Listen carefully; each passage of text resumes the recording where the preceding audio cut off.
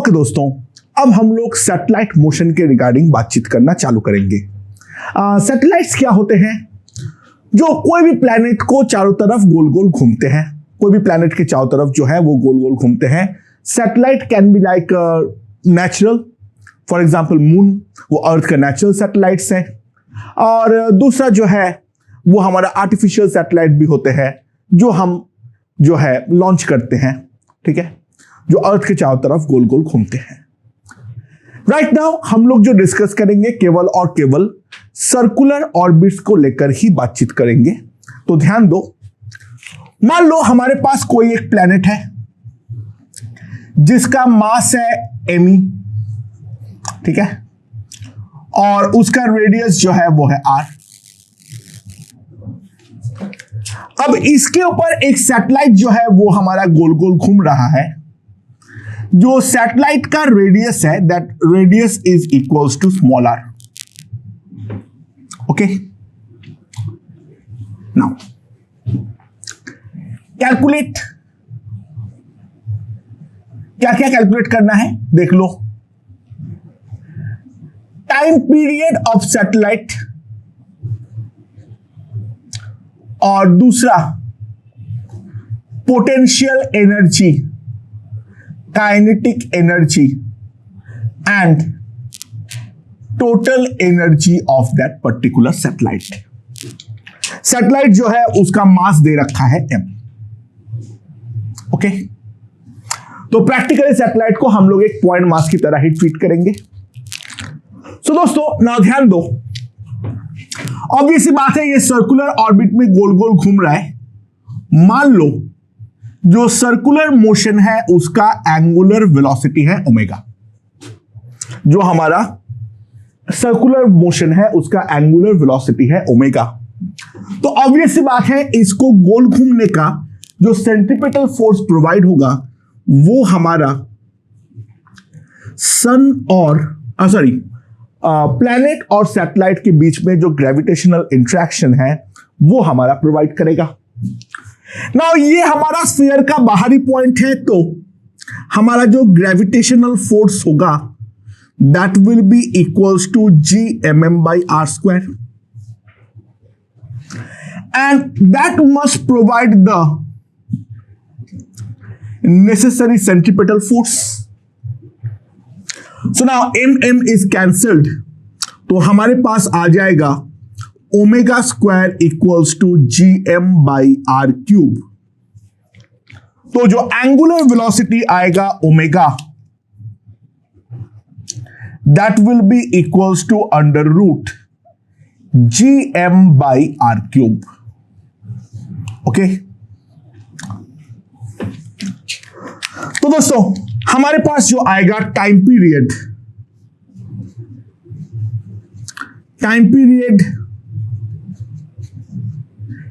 T, that will be equals to 2π/ω।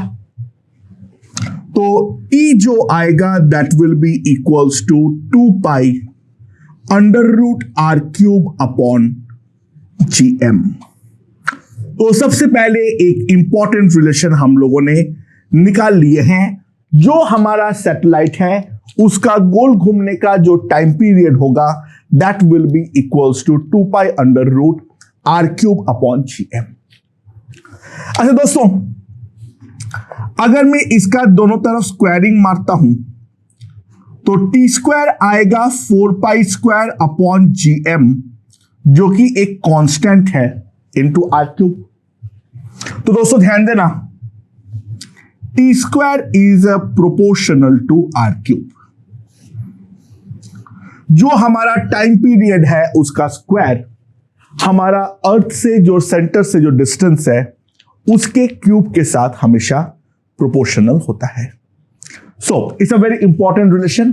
बाद में समझ में आएगा ये क्या इतना इंपॉर्टेंट है, ठीक है, लेकिन एक बात ध्यान रखना, T² is proportional to r³।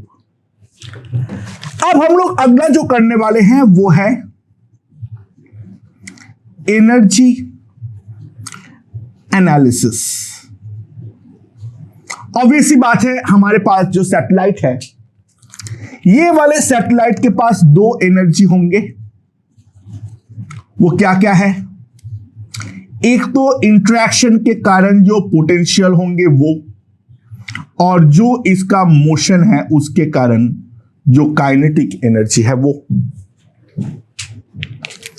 तो ग्रेविटेशनल पोटेंशियल एनर्जी जो हमारे पास आएगा that will be equals to minus GMM upon R।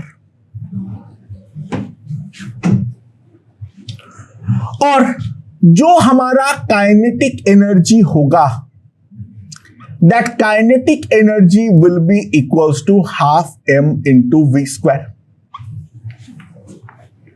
अच्छा, V जो है उसको मैं क्या लिख सकता हूं?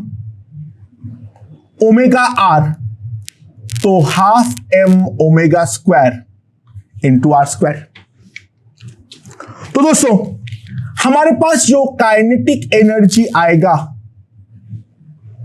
That will be equals to half m, omega है under root GM by R cube, तो ओमेगा स्क्वायर का वैल्यू आएगा GM by small r cube into R square, that will be equals to GMM by 2R। तो एक तो हमारे पास potential energy आ गया है, दूसरा हमारे पास काइनेटिक एनर्जी आ गया है। So total energy of orbit जो होगा, टोटल एनर्जी ऑफ ऑर्बिट वो कितना होगा?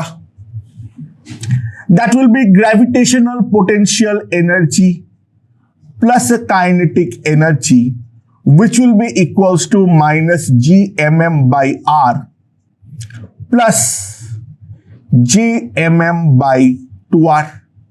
ये आएगा मेरे पास, and this will be equals to minus GMM by 2R। So दोस्तों ध्यान देना, kinetic energy is always equals to mod of total energy that is equals to half into mod of potential energy. Okay,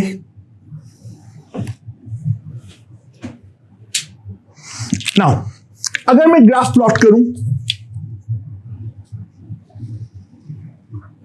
energy versus R का, यहां पर energy है और यहां पर मेरा है R। अच्छा, R स्मॉल r का जो वैल्यू है वो कैपिटल R से कम तो हो ही नहीं सकता है। तो दोस्तों यहां से हमारा ग्राफ बनना चालू होगा। This is R equals to capital R, और वहां से जो काइनेटिक एनर्जी होगी वो हमारा ऐसा होगा, वो तो पॉजिटिव होगा, और इसका जस्ट रिफ्लेक्शन नीचे बनेगा for total energy. This will be my total energy, और जो हमारा पोटेंशियल एनर्जी है वो हमारा डेफिनेटली नेगेटिव है, और टोटल एनर्जी का हमेशा डबल है। So it will look like this. So this is the graph regarding kinetic energy, total energy and potential energy. ठीक है। अच्छा, मॉड ऑफ टोटल एनर्जी जिसका वैल्यू होता है GMM upon 2R is called the binding energy of the orbit। अच्छा, binding energy का concept क्या है? अगर मान लो हमारा कोई भी एक सैटेलाइट है और वो वाला सैटेलाइट को अगर हम ऑर्बिट से हम लोग उसको निकाल के इंफिनिटी पर भेजना चाहते हैं, ठीक है। So binding energy is the minimum required energy to leave the orbit and move to infinity. ठीक है, तो बाइंडिंग एनर्जी हमारा वो एनर्जी है जो अगर कोई ऑर्बिट में कोई सैटेलाइट गोल गोल घूम रहा है तो उसको अगर ऑर्बिट से निकाल के हमें इंफिनिटी पर भेजना है तो इन दैट केस हमें जितना एनर्जी देनी पड़ेगी उसको हम लोग बोलते हैं उसका बाइंडिंग एनर्जी। ठीक है, अच्छा इसके अलावा एक और चीज मैं निकाल दे रहा हूं,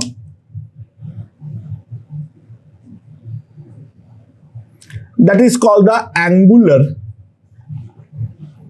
मोमेंटम ऑफ द ऑर्बिट, उसका मैग्नीट्यूड। ठीक है, उसका मैग्नीट्यूड हम निकालना चाह रहे हैं। अच्छा, सर्कुलर ऑर्बिट है,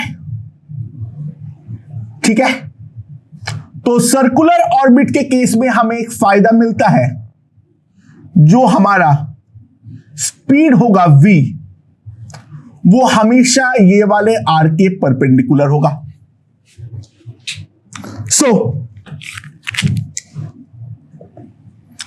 angular momentum J will be simply equals to mvr into sine of 90 degree, तो J हो जाएगा हमारे पास m omega into R square.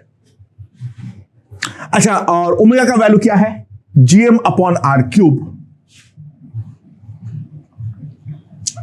J आ जाएगा हमारे पास, this is R cube into R square. So what we get is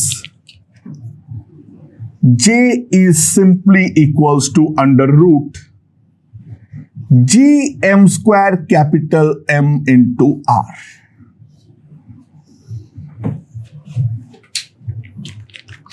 obviously बात है, there is no torque about the center of the planet, right? That implies angular momentum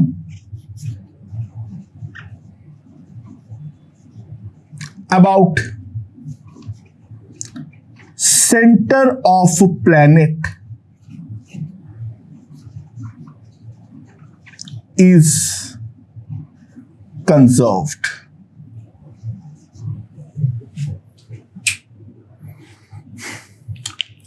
अच्छा, अगर मैं 3D का 3D विजुअलाइजेशन करूं, यह है मेरा प्लैनेट, यह है प्लैनेट का सेंटर, तो जो हमारा सैटेलाइट गोल गोल घूमता है, जो भी हमारा सैटेलाइट गोल गोल घूमता है, वो मान लो अर्थ को इस तरीके से गोल गोल घूम रहा है। एक बात ध्यान देना, the plane of the orbit in which the satellite moves, the plane of the orbit at which the satellite moves will always contain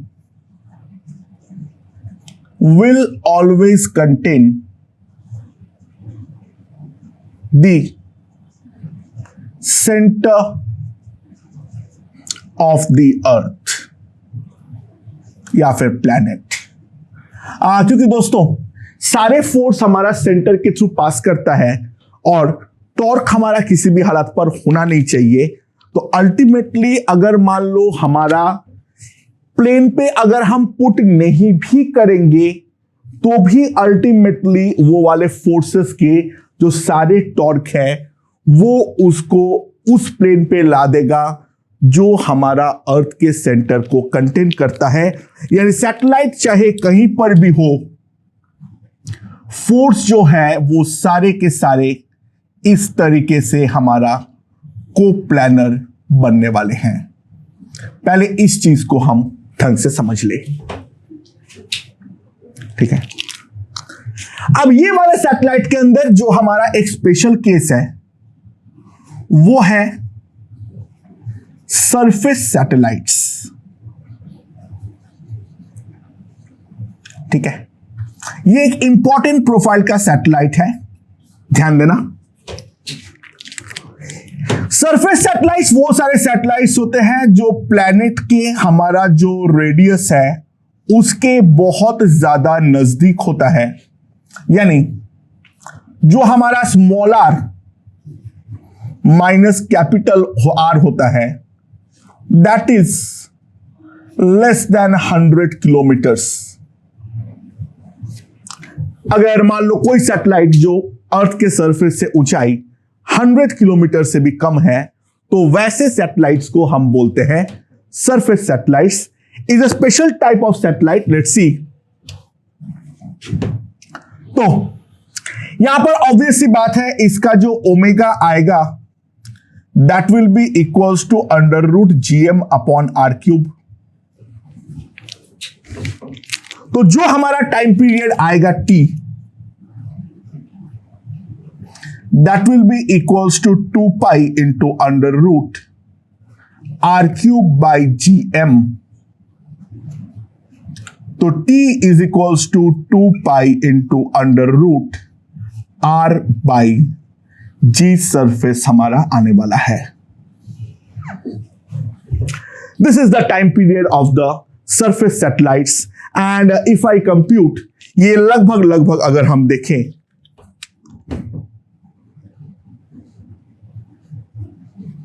it comes approximately to be 75 minutes के आसपास, ठीक है।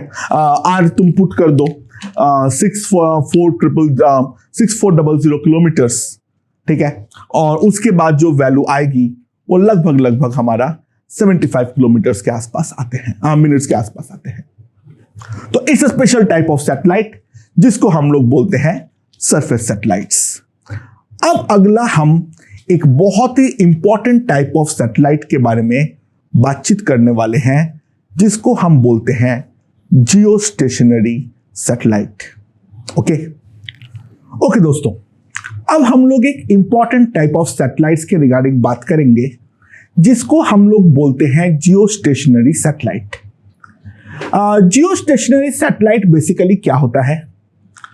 वो सारे के सारे सैटेलाइट्स जो हमारा एक पर्टिकुलर कोई पॉइंट के ऊपर हम स्टेशनरी मान सकते हैं, यानी जो सारे सैटेलाइट्स अर्थ के साथ साथ हमारा घूमता है उन सबको हम बोलते हैं उस जियोस्टेशनरी सैटेलाइट। तो कोई एक जियोस्टेशनरी सैटेलाइट होने के लिए क्या क्या कंडीशन होना इंपॉर्टेंट है, पहले वो बात समझो। क्योंकि वो अर्थ के साथ साथ घूमना चाहिए तो पहली बात उसका टाइम पीरियड जो होना चाहिए that must be equals to 24 hours. Second, earth हमारा वेस्ट टू ईस्ट घूमता है तो ऑब्वियस सी बात है जो हमारा जियोस्टेशनरी सैटेलाइट है वो भी हमारा वेस्ट टू ईस्ट घूमना चाहिए। और क्योंकि हम जानते हैं जो हमारा जो ऑर्बिटल का प्लेन है वो हमेशा अर्थ के सेंटर को कंटेन करता है, तो जियोस्टेशनरी सैटेलाइट का जो भी ऑर्बिट है ये सारे ऑर्बिट्स को हम बोलते हैं इसका पार्किंग ऑर्बिट्स। ये वाले ऑर्बिट्स को हम क्या बोलते हैं? Parking orbits. वो हमेशा इक्वेटोरियल प्लेन को ही कंटेन करना चाहिए, क्योंकि इक्वेटोरियल प्लेन पे अगर नहीं होगा कोई भी और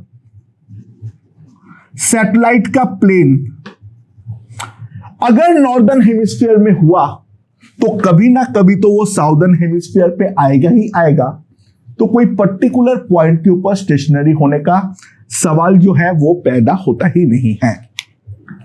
नाउ क्योंकि इसका ओमेगा फिक्स है due to the time period being fix, जो हमारा सेंटर से जियो स्टेशनरी सैटेलाइट का डिस्टेंस होगा वो भी हमारा फिक्स्ड होना ही पड़ेगा। ओके, नाउ लेट्स सी, जो हमारा टी होता है वो कितना होता है, 2 pi under root r³ upon g into M, right. So for r equals to r geostationary, t will be equals to 24 hours. So r geostationary मेरे पास क्या होगा, r³ geostationary will be equals to t by 4 pi square into g into me। So Jio stationery satellite के जो हमारा radius होगा that will be given by this particular formula, ठीक है। And obvious सी बात है, हम देख सकते हैं ये वाला डिस्टेंस हमारा फिक्स होता है, and if I substitute the value this come out to be equals to 4,200,000 kilometer, and that is approximately 7 RE। जो हमारा जियो स्टेशनरी सैटेलाइट का जो ऑर्बिट होता है उसका लगभग जो वैल्यू होता है, यानी अर्थ की सरफेस के ऊपर 6 RE, ठीक है। ये एग्जैक्टली तो 4,200,000 किलोमीटर नहीं होता है, ठीक है। इसका जो वैल्यू आता है सेंटर से वो लगभग हमारा 7 RE होता है, राइट। तो ये हमारा एक इंपॉर्टेंट टाइप ऑफ सैटेलाइट हुआ, that is the Jio stationery satellite. ये अर्थ के साथ साथ घूमता है, तो कोई भी अगर एक पर्टिकुलर पॉइंट के ऊपर मैं अगर रखता हूं तो जिंदगी भर सैटेलाइट जो है वो उसी पॉइंट के ऊपर रहने वाला है। It's a very important type of satellite in the communication system, ठीक है। ओके, इसके अलावा एक थर्ड टाइप के सैटेलाइट्स होते हैं जिनको हम बोलते हैं polar satellites.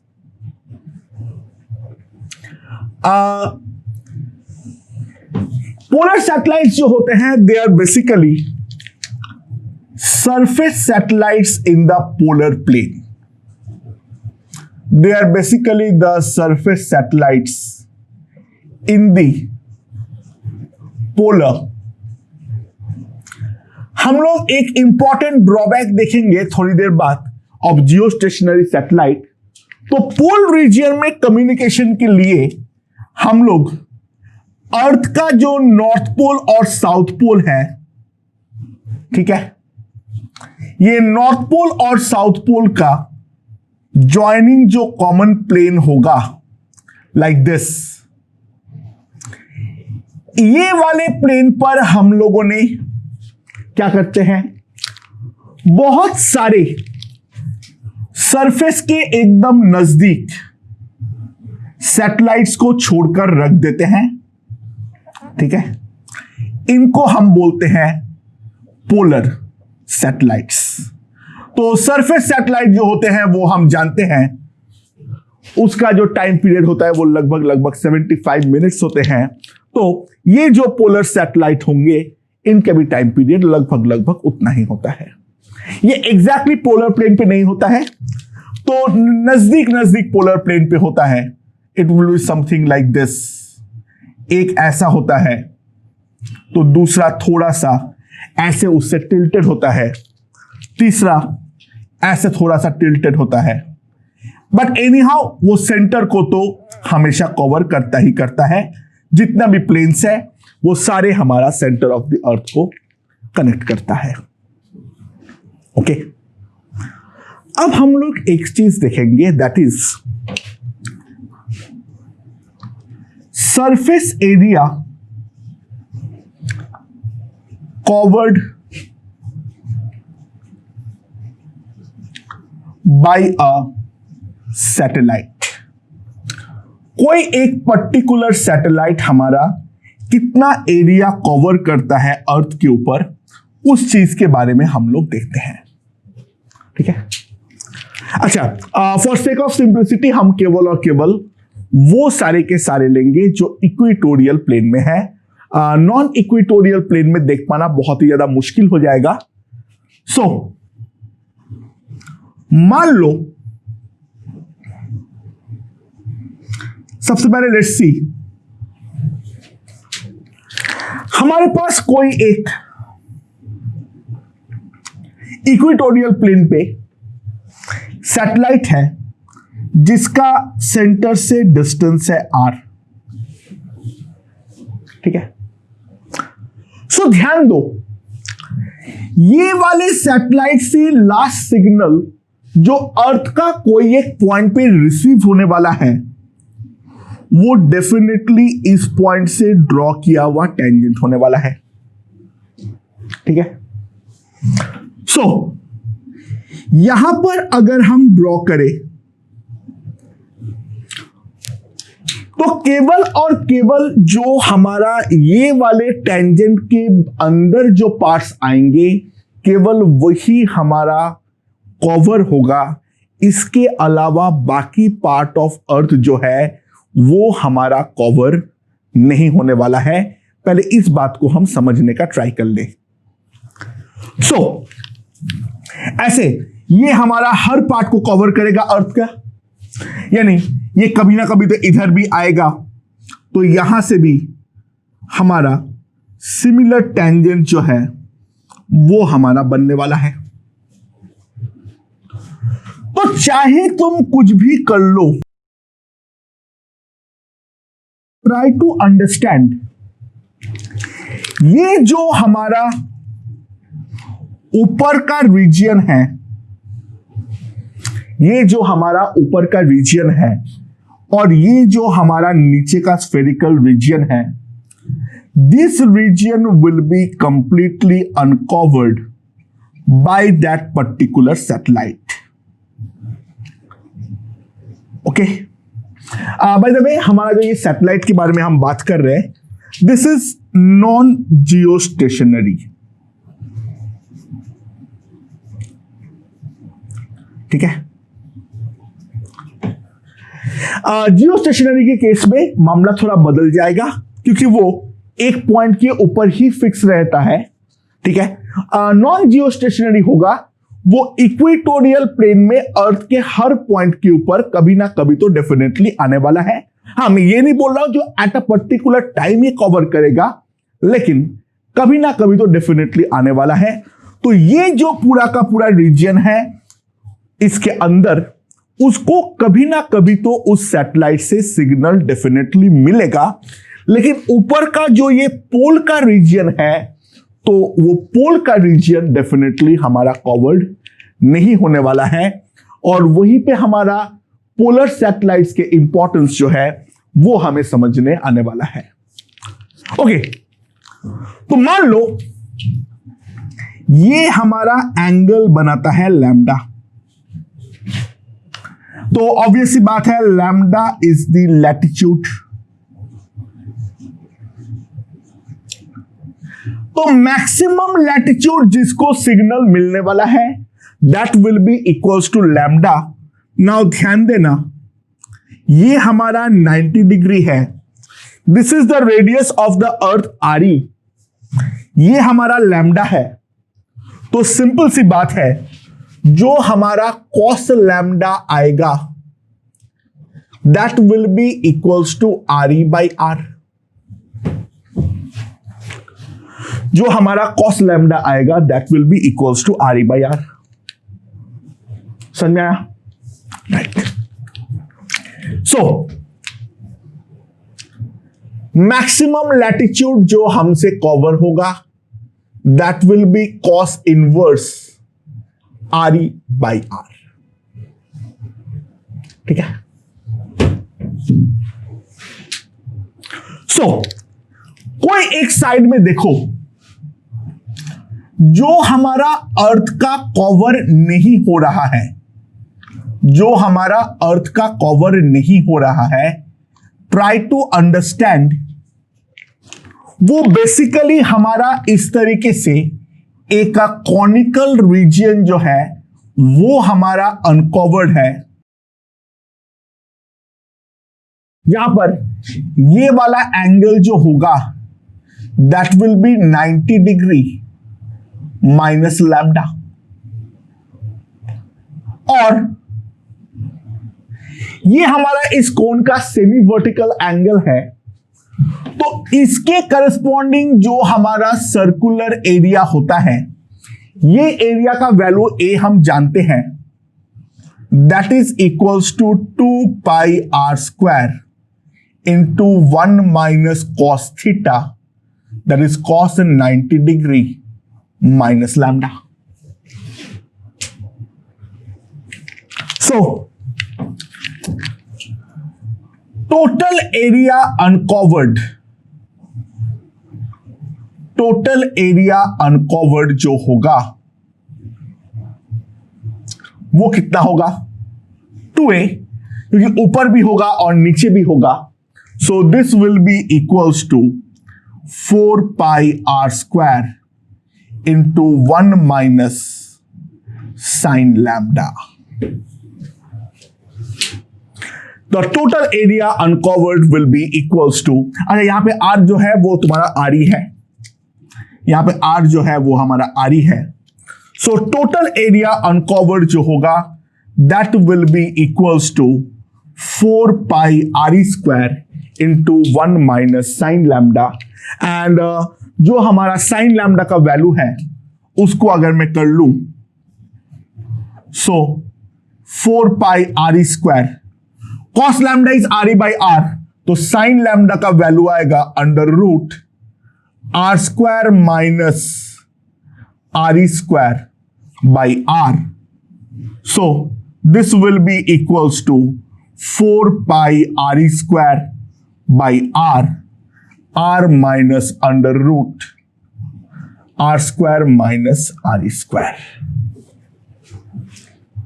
So this is the total amount of area that is uncovered by a particular non-geostationary satellite। तो दोस्तों non-geostationary satellite में बाकी जो remaining part है उसको कभी ना कभी तो definitely 4 pi RE square minus this अगर मैं करूंगा उसको कभी ना कभी तो डेफिनेटली उस पर्टिकुलर सैटेलाइट से सिग्नल मिलने वाला है। अच्छा, For geostationary satellite ये मामला पूरी तरीके से बदल जाता है। तो जियोस्टेशनरी सैटेलाइट के बारे में अगर हम बात करें, वो तो एक पर्टिकुलर पॉइंट के ऊपर फिक्स रहता है। तो यहां पर ये नहीं हो सकता है जो कभी यहां पर है कभी यहां पर है। उसका जो सिग्नल का रीजन है, उसका जो सिग्नल का रीजन है वो तो डेफिनेटली हमारा फिक्स है। यहां से हमारा लगभग अगर हम बात करें तो कितना हो जाएगा, 7 RE जितना दूरी पर ये बैठा हुआ है, हाँ कि ना। और यहीं पर वो अपना सिग्नल को भेजेगा। तो दोस्तों ध्यान देना, यहां पर सेंटर मानते हुए जो हमारा ये वाला कोनिकल रीजन है उसके करस्पॉन्डिंग जो हमारा स्फेरिकल एरिया होगा, यही वाला एरिया केवल और केवल हमारा कवर्ड एरिया होने वाला है वाया अ particular geostationary satellite. Okay, now ये हमारा आरी है, दिस इज 90। तो यहां का लैटिट्यूड अगर लैम्डा है तो सिंपल सी बात है, दिस इज आरी, दिस इज 7 आरी।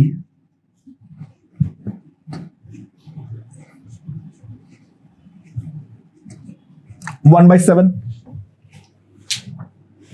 ठीक है। अच्छा, बाय द वे ध्यान देना एक चीज, 90 माइनस लैम्डा को कोई एक पॉइंट का कोलैटिट्यूड बोलता है। तो ये जो पॉइंट है, this is the maximum latitude और द मिनिमम कोलैटिट्यूड जो पॉइंट को जियोस्टेशनरी सैटेलाइट से सिग्नल मिलना पॉसिबल है। इसके बाहर कोई भी पॉइंट है उसके लिए डेफिनेटली हमारा पॉसिबल होगा ही नहीं। नाउ यहां पर जो हमारे पास कवर्ड एरिया आएगा, यहां पर जो हमारे पास कवर्ड एरिया आएगा, that covered area will be simply equals to 2 pi R square into 1 minus cos theta. R यहां पर है आरी, so that is 2 pi R square 1 minus root 49, कितना जाएगा यहां पर, रूट 48 बाई 7।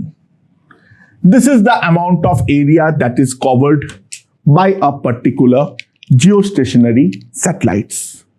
अच्छा, कम्युनिकेशन को बढ़ाने के लिए हम क्या करते हैं, ये जो इसका पार्किंग ऑर्बिट होते हैं, इस पे एक नहीं बहुत सारे ऐसे जियोस्टेशनरी सैटेलाइट्स हम प्लान करते हैं और इवेंचुअली ये सारे के सारे जियोस्टेशनरी सैटेलाइट जो है वो एक एक ऐसा कॉनिकल रीजन को कवर करेगा। लेकिन उसके बाद भी अगर हम ध्यान दें, ये जो हमारा पोलर रीजन है वो डेफिनेटली हमारा बच जाएगा। ये जो हमारा पोलर रीजन है वो डेफिनेटली हमारा बच जाएगा। नाउ ये एरिया तो इसने कवर किया है, ठीक है। तो जो एरिया हमारा बचेगा वो हमारा ये ऊपर वाला एरिया होने वाला है। तो ये जो पोलर रीजन है वो हमारा जियोस्टेशनरी सैटेलाइट के कवरेज से कंप्लीटली बाहर रहता है और इस कारण पे पोलर रीजन के कम्युनिकेशन में हम लोग जियोस्टेशनरी सैटेलाइट का इस्तेमाल नहीं कर सकते हैं। So for the polar region we use a bunch of polar satellites, जो बेसिकली हमारा सरफेस सैटेलाइट्स होते हैं, बहुत सारे रखते हैं क्योंकि बहुत तेजी से वो घूमता रहता है। तो कम्युनिकेशन पाने के लिए कोई ना कोई एक सैटेलाइट का प्रेजेंस हमारे लिए जरूरी है। तो इस कारण पे हम वहां पर पोलर सैटेलाइट का इस्तेमाल करते हैं। एंड मेरे ख्याल से जो कम्युनिकेशन में सैटेलाइट्स किस तरीके से काम आता है, जियोस्टेशनरी सैटेलाइट के इंपॉर्टेंस क्या है और जियोस्टेशनरी सैटेलाइट्स के जो हमारा ड्रॉबैक्स है, वो सारे के सारे यहां से मेरे ख्याल से क्लियर हो चुका है। ओके।